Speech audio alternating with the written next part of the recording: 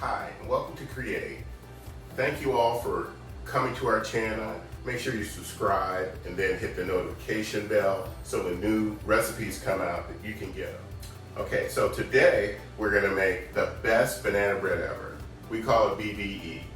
And we've got a lot of ingredients, it seems like, but they're very simple. Okay, so anybody can do it. We're gonna make it easy for you. So let's get into the ingredients. We have 3 bananas. The riper the better. The riper they are, the sweeter they are.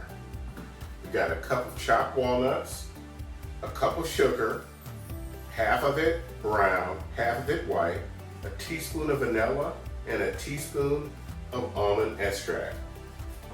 We have 2 eggs, half cup of raisins, and you want to have unsalted butter sitting out at room temperature, so it's soft.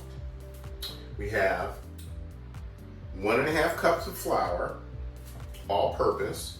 We're gonna need a teaspoon of salt, a teaspoon of cinnamon, a teaspoon of baking powder, and a teaspoon of baking soda.